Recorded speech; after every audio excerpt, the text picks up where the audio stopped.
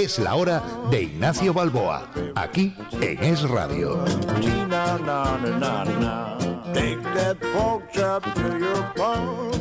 Decía la letra del viejo Chotis: hoy las ciencias adelantan, que es una barbaridad. Decía don Hilarión. Y efectivamente, afortunadamente así es. Verán ustedes, cuando se habla de cirugía, tradicionalmente hubo siempre, hace muchos años ya, vamos a poner 50 años por decir una cifra, uno de los problemas que había era la anestesia. ¿Por qué? Pues porque cuando las técnicas anestésicas no eran muy sofisticadas entonces todavía, el conocimiento de los productos químicos era limitado y por tanto había una relación directa entre las complicaciones quirúrgicas en función del tiempo que duraran. Es decir, cuanto más duraba la intervención, mayor cantidad de problemas había porque la anestesia era un condicionante negativo. Eso un buen día se resolvió y hoy en día prácticamente se puede mantener a un paciente dormido para operarle, no digo sin límite de tiempo, pero sí desde luego con unos límites muy amplios comparados con la cirugía de hace 20 años, por acortar el tiempo. Pero todavía quedaba un área de la cirugía que había que abordar y era la herida quirúrgica, es decir, la apertura que hacíamos los cirujanos en la anatomía del paciente para tratar de acceder al órgano que queríamos resolver el problema que tenía. Y bueno, pues aquellas cicatrices enormes que todavía se ven algunas, eran un problema, al punto que en algunos casos la agresión para el cuerpo del paciente de la herida quirúrgica era, no digo que peor, pero vamos, casi idéntica a la gravedad del problema que teníamos que tratar. Y esto era especialmente, y digo era porque hablo ya en pasado, era especialmente cierto en la cirugía que comprende, para entendernos, desde el cuello hasta el ombligo, es decir, el tórax. ¿Por qué? Pues miren ustedes, porque para cambiar una válvula de corazón habría que abrir el pecho pues como si fuera un cerdito, habría que partir, y digo literalmente, cortar el esternón, separar con un separador para poder trabajar a gusto, o abrir entre dos costillas y separar las costillas para poder resolver el problema que había dentro del tórax. Hasta que empezaron a aparecer técnicas quirúrgicas por mor del desarrollo de herramientas tecnológicas que permitían que esa agresión quirúrgica, esa herida, cada vez pudiera ser más pequeña. Y se empezó a hablar de la cirugía mínimamente invasiva, es decir, que agredía menos el organismo del paciente. Y hemos llegado al punto en que hoy en día se puede operar cáncer de pulmón a través de un agujerito, de un solo ojal. Y sí, lo que les estoy contando no es ciencia ficción, es ciencia, que no es lo mismo. Y para que ustedes me crean, porque no tienen por qué creerme, les voy a presentar al doctor Diego González Rivas, que es un cirujano torácico que trabaja en la unidad de cirugía torácica mínimamente invasiva del Hospital Universitario de La Coruña y que nos lo va a contar. Don Diego, buenas tardes. Hola, buenas tardes. ¿Hasta ahora he dicho alguna tontería de todo lo que he introducido? No, la verdad es que lo has explicado muy claramente. Y ahora viene la siguiente pregunta. Vamos a ver. Cuéntanos, Diego, la evolución que ha habido, pongamos en los últimos 10 años, por decir algo, de cómo abordar un problema dentro del tórax desde el punto de vista quirúrgico. Vamos a dejar aparte ya que abríamos muchísimo y separábamos muchísimo para poder ver y qué es lo que empezó a ocurrir. Bueno, vamos a ver, ha habido un gran desarrollo y una gran revolución en lo que es el abordaje quirúrgico en los últimos años para tratar patología pulmonar, básicamente, gracias al desarrollo de las técnicas mínimamente invasivas. Y esto se ha producido sobre todo durante en la última década. Esto es debido a que las incisiones que nosotros usamos para operar la patología pulmonar, sobre todo el cáncer de pulmón, que es la patología más prevalente, lo que más se opera a nivel pulmonar, pues suponía hacer unas incisiones grandes, separando las costillas, lo que se llama toracotomía, y esto pues tenía unos posoperatorios tremendamente dolorosos. No solo dolorosos, sino con mayor índice de complicaciones, porque el enfermo respiraba peor, tenía más índice de neumonías, infección de la herida, etcétera, etcétera, ¿no? Hasta que en el año 92 hubo una persona, pues llamado Giancarlo Roviaro, que desarrolló unas técnicas con unas cámaras de vídeo y con pequeños cortes y consiguió operar el cáncer de pulmón sin tener que abrir el tórax, solo con pequeños cortecitos. Pero eso fue en el año 92. Cuando él empezó a hacer esto, fue tremendamente criticado por toda la comunidad científica. Como todos los innovadores. Como ocurre con toda innovación, una vez que empieza y que rompe con lo tradicional, pues toda la generación de cirujanos en ese momento considerados cirujanos de prestigio, pues se echan contra él, y durante muchos años fue criticado esta técnica como que no era un procedimiento oncológico, que no conseguía los mismos resultados que la cirugía abierta, ¿no? Porque era una innovación. Hasta que el tiempo fue poco a poco pues dándole la razón y la técnica se fue instaurando. Pero durante esa primera década, desde el año 92 hasta el año 2000, 2002, 2003, la evolución fue muy lenta y fue una instauración muy progresiva y fue muy despacio. Y es en la última década, sobre todo, pues del 2000 al 2010, cuando ya realmente esa técnica se empieza ya a implantar y se empieza ya a consolidar como un abordaje ya pues seguro, eficaz, con resultados oncológicos similares, etcétera, etcétera, y pues eso hace que cambie totalmente la concepción de los cirujanos, que la adopten, evidentemente, porque estamos hablando de pasar de un postoperatorio de una semana, 8 días, a un postoperatorio de 2 días, pues con un pequeño corte o 2 pequeños o 3 pequeños cortes, y el paciente se va para su casa pues con unas condiciones completamente diferentes, ¿no? ¿Surgió entonces el concepto de cirugía torácica videoasistida?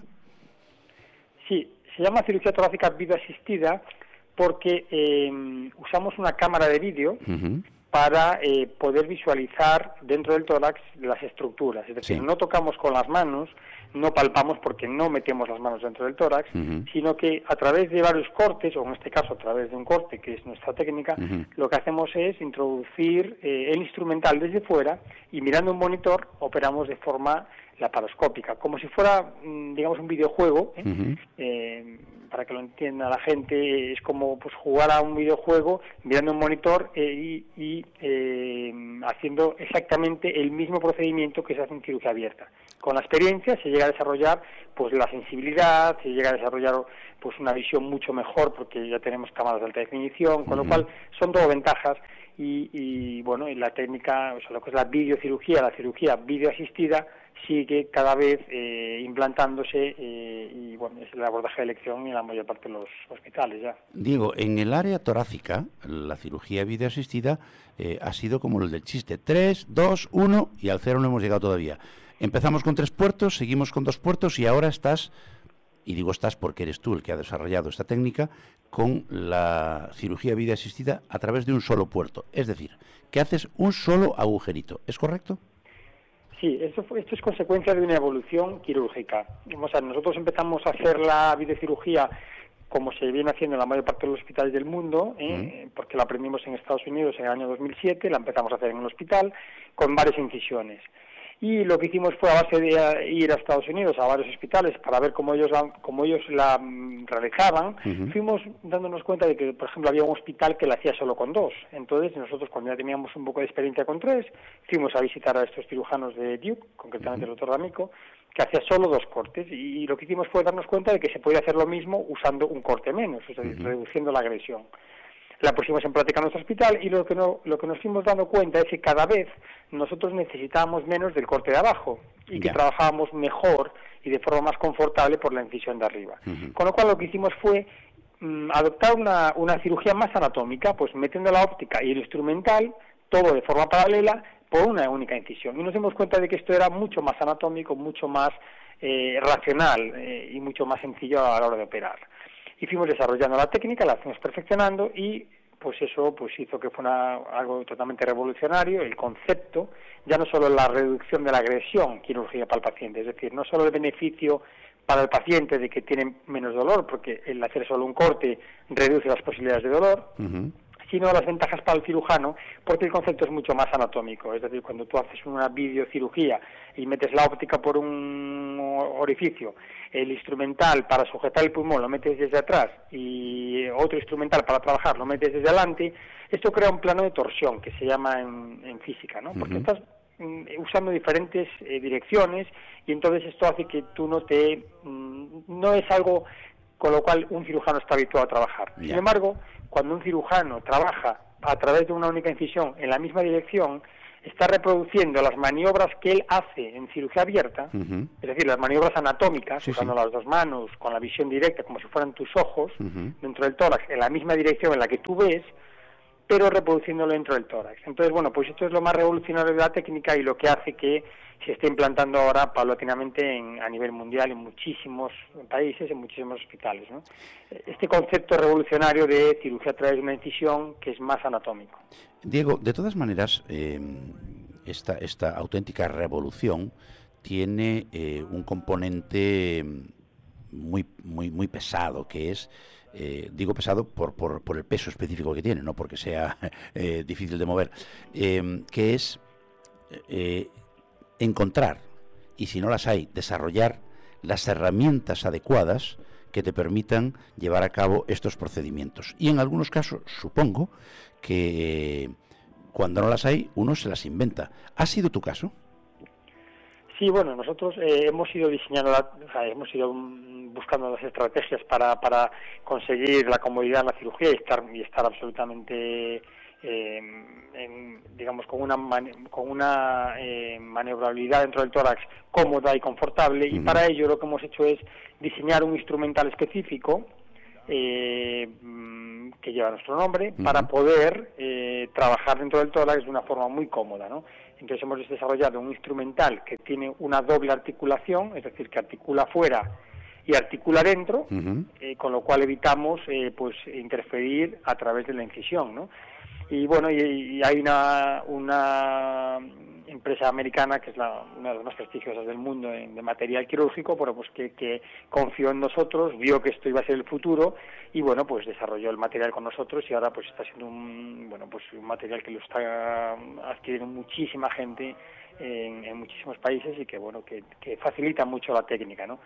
Yo, si me permites, Diego, querría subrayar este aspecto porque nuestros oyentes no tienen por qué saber que la industria, que se llama genéricamente industria del producto sanitario, es decir, todas aquellas cosas que se utilizan tanto en el diagnóstico como en el tratamiento de las enfermedades y que no tienen que ver con la química, es decir, con lo que vulgarmente se llama la farmacología, suele desarrollarse y suele salir al mercado precisamente gracias a esto, es decir, a profesionales que desarrollan nuevas formas de abordaje del cuerpo humano y que de repente dicen, yo aquí necesitaría algo que no tengo. ¿Qué empresa me puede desarrollar esta herramienta? Y a partir de ahí ha salido toda una industria que repercute, obviamente, de manera positiva en facilitar a los profesionales de la cirugía, en este caso, o de la medicina en general, herramientas eficaces. Y además que la técnica quirúrgica que se ha desarrollado sea reproducible y sea, digamos, transmisible desde quien la inventó a otra gente que en el mundo la pueda poner en práctica. Y eso implica, naturalmente, Diego, que vosotros, después de haber desarrollado esta forma de abordaje, esta forma de tratar tumores pulmonares en la cavidad torácica, tendréis que estar viajando como desgraciados para enseñárselo a todo el mundo, claro. Exactamente, esa es un poco ahora la situación en la que estamos, ¿no? Nosotros, cuando desarrollamos la técnica en el año 2010, y empezamos a hacer los casos, vimos que era una auténtica revolución y vimos claramente desde el principio que esto iba a ser algo muy, muy grande, es decir, que no se iba a quedar ahí en algo anecdótico, sino que iba a crear muchísima expectación porque veíamos que era una forma muy reproducible de enseñar, ¿no? Y entonces nosotros optamos desde el principio por enseñar la técnica, ¿no? Por difundirla. Nosotros podríamos haber optado por decir, bueno, nos la quedamos, no la difundimos, somos los únicos del mundo que lo hacemos y bueno, pues habrá mucha gente que quiera venir aquí a vernos o incluso pacientes que quieran venir a operarse aquí siendo exclusivos, ¿no? Y siendo únicos. Pero creemos que esta no es la forma en la cual la medicina avanza, ¿no? Creemos que la forma en la cual la medicina y la ciencia avanza es compartiendo conocimiento, enseñando el conocimiento, y es la forma en la cual hemos apostado por ello y creemos que es la forma más adecuada, porque hemos conseguido, y creo que es lo más importante de la técnica, reproductibilidad a nivel mundial.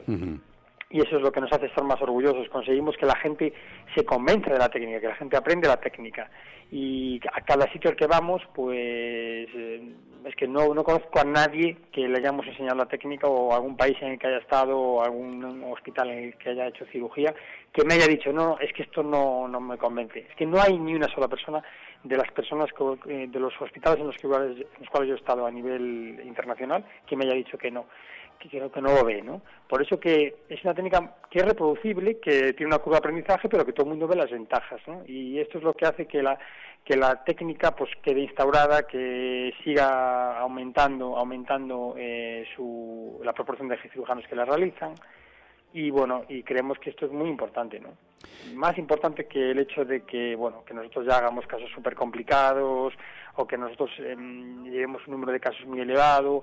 Más importante que todo eso es el aprendizaje, enseñar la técnica, y por eso nosotros estamos muy implicados en viajar fuera a otros hospitales, en dar conferencias en congresos internacionales, en hacer cursos aquí internacionales, donde viene gente de todo el mundo a aprender la técnica, y nosotros nos dedicamos en cuerpo y alma a enseñarla durante los días de curso, porque creemos que esto es tremendamente importante para nosotros, para el hospital, y muy enriquecedor, sobre todo para el Sergas, para la comunidad, pues como una cosa que se ha hecho aquí en Coruña y que está teniendo el impacto a nivel mundial, ¿no? Porque date cuenta que nosotros no somos, en España hay cirujanos muy buenos, profesionales muy buenos, pero el volumen de pacientes o las posibilidades de desarrollar algo comparados con hospitales pues como la Clínica Mayo, el Mount Sinai o Boston, o incluso hospitales de China o de Japón, pues es muy difícil crear innovación y que tenga tanto impacto, ¿no? Porque ellos tienen muchos más medios, y sin embargo hemos conseguido algo que está causando mucho impacto, y estamos muy orgullosos, ¿no? Hace menos de un año nos acompañó aquí en Santiago el director de probablemente el centro más prestigioso del mundo en el tratamiento del cáncer, que es el Memorial Sloan Kettering de Nueva York, el doctor Baselga. Ahí quería llegar. Ya habéis estado ahí. Es decir, y estamos hablando del centro probablemente más importante del mundo en investigación y tratamiento del cáncer, a cuyo frente está además un español, concretamente un catalán, el doctor Baselga, y que alguien desde aquí, desde el Finisterre, desde La Coruña, haya ido a enseñar algo al centro más importante del mundo, desde luego es para sentirnos muy orgullosos de nuestra tierra y de nuestros profesionales. Sí, la verdad es que eso pues no solo en el Memorial, sino pues hemos estado en la Mayo, hemos estado en muchos hospitales, en hospitales de China, de Sudamérica, de Boston, en el Mount Sinai, en muchísimos hospitales enseñando, difundiendo la técnica, y bueno. Y lo que os queda, Diego, y lo que os queda. Y lo que nos queda. Que el mundo es muy ancho. Este año va a ser duro de viajes y de mucho aprendizaje y muchos cursos, pero creo que merece la pena. Tenemos que hacerlo.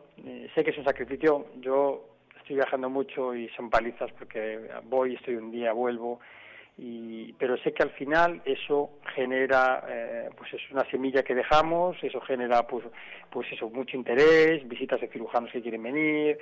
Bueno, pues al final hace que seamos un centro de referencia, ¿no? El Hospital de La Coruña en estos momentos es centro de referencia mundial, pues en videocirugía torácica por una incisión, ¿no? En operar cáncer de pulmón por una incisión única, ¿no? Eso pues creo que es importante, ¿no? Diego, ¿se podría resumir en tres ventajas fundamentales vuestra técnica para los pacientes?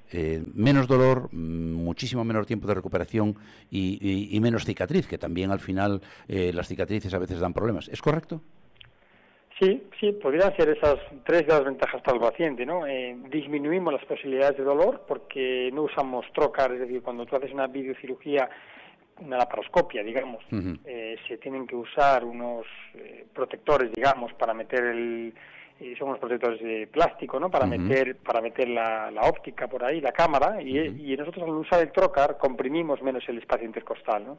Con lo cual ya no solo es que hagamos solo un corte y reducimos posibilidades de dolor, porque al hacer solo un corte disminuye la posibilidad de lesionar el nervio intercostal, sino que el no usar trocar también favorece disminuir la compresión que se produce, ¿no? Y luego, bueno, también tiene una ventaja estética, pero bueno, nosotros en pacientes oncológicos, evidentemente eso es poco relevante, por no decir nada, aunque sí puede ser relevante en gente joven con patología benigna, ¿no? Pues, chicas jóvenes, pues que evidentemente con una incisión pues siempre es más estético que con 3, ¿no? Y el tiempo de recuperación es espectacular. Y el tiempo de recuperación es espectacular. Nosotros operamos muchas veces cánceres de pulmón que se van a casa al segundo día, ¿no? Que no es poco, que no es poco. Que no es poco, ¿no? Diego, y ahora ya sí vamos a hacer ciencia ficción. Porque naturalmente, después de ver cómo has desarrollado la técnica que estáis ahora enseñando, pero estoy convencido, no estoy seguro porque no tengo pruebas, pero estoy convencido de que ya estás, como se dice aquí en Galicia, barrenando alguna otra cosa, desarrollar una herramienta más eficaz, algún nuevo método de abordaje. ¿En qué estás pensando? ¿Por dónde van los tiros? Pues bien, nosotros estamos trabajando ya en proyectos nuevos. Ya me lo temía. Sí, es que es mi naturaleza. Yo siempre fui una persona muy inquieto desde pequeño y bueno... Bendita inquietud. Que me gusta innovar y me gusta... No soy conformista, ¿no? Entonces yo creo que la ciencia, la cirugía avanza gracias a eso, ¿no? A ser inconformista, ¿no? Entonces, nosotros ahora estamos ya desarrollando un material nuevo, hay prototipos ya que saldrán a luz a final de este año seguramente, para mejorar y facilitar la técnica. Estamos trabajando ya en un proyecto para desarrollar, bueno, pues una serie de cámaras con unas características especiales. Bueno, es un proyecto pues que de momento no queremos contar nada. Y bueno, y es evidente que la tecnología robótica va a jugar un papel definitivo y decisivo en el futuro por single port, ¿no? Es evidente que nadie duda que el futuro de la cirugía va asociado al puerto único, con tecnología robótica, con cámaras inalámbricas, con dispositivos mejorados y perfeccionados, ¿no? Y en eso estamos, pero bueno, esto va a quedar mucho tiempo aún, porque la tecnología robótica que hay ahora no es eficaz para el tórax. Es decir, sí que es fiable, es eficaz y con muchas ventajas para especialidades como urología o a lo mejor ginecología, pero en el tórax, para hacer cirugía de cáncer de pulmón, de momento no es ventajosa del todo. Entonces, tiene que haber nueva tecnología, tiene que haber más empresas que se impliquen en la robótica, abaratar costes y poder desarrollar pues un tipo de tecnología pues con algo de robótica asociada que a través de un puerto único nos permita poder operar al paciente de una forma muy precisa. En estos momentos eso aún no es posible, van a pasar muchos años hasta que eso sea posible, pero bueno, todo va a llegar y no podemos estar cerrados al futuro, es decir, a decir que ya hemos tocado fondo, sino que esto aún queda mucho por recorrer y queda mucho por desarrollar y nosotros estamos en ello. Hace 20 años lo que hacéis vosotros hoy en día parecía un sueño, hoy es una realidad. Por tanto, teniendo en cuenta la evolución de la tecnología y la rapidez con la que el aprendizaje del conocimiento se adquiere, los tiempos cada vez son más cortos y a lo mejor dentro de 5 años estamos hablando ya de cosas que hoy en día nos parecen muy lejanas. Pero eso ocurre no por casualidad, sino porque hay gente como el doctor Diego González Rivas y su equipo, que en el Hospital Clínico Universitario de La Coruña dedican tiempo, muchísimo esfuerzo, muchísimo trabajo y mucha imaginación para tratar de buscar soluciones alternativas a problemas que son viejos, como es el cáncer de pulmón, siempre pensando, en estos casos sí que es aplicable eso que muchas veces la política sanitaria dice, poner al paciente en el centro del sistema. Esto sí es poner al paciente como objetivo último del trabajo, del esfuerzo y del aprendizaje. Diego, muchísimas gracias por el tiempo que nos has dedicado, muchísimas gracias por tu esfuerzo y tu inquietud, que Dios te la conserve muchos años. Un abrazo muy grande y la mejor de las suertes en este camino que acabas de emprender. Muchas gracias, Ignacio. Y bueno, yo quería remarcar al final que aunque digamos que yo he sido un poco el que ha desarrollado la técnica, el que la ha digamos, enseñado a todos mis compañeros. Hay un equipo detrás de todo esto, ¿no? Y sin el apoyo de un equipo, pues, que está implicado en este tipo de técnica y que trabaja día a día contigo, sería imposible desarrollarla y llegar hasta donde hemos llegado, ¿no? Por tanto, quiero remarcar y recalcar lo que es la labor de equipo, la labor de trabajar en equipo para poder desarrollar un proyecto como este, ¿no? Y cada uno como vos. A todos ellos se lo tengo que agradecer, ¿no? Cada uno como vos, todos juntos más que vos. Diego, muchísimas gracias y un abrazo muy fuerte. Vale, un abrazo. Y a ustedes, señores oyentes, gracias por la paciencia de aguantarnos. Espero que les haya gustado lo que les hemos presentado hoy. Ha sido, yo creo que muy aleccionador. Y si les parece bien, mañana estaremos aquí de nuevo para contarles más cosas. Hasta entonces, salud y suerte. You never make a dime that way. Never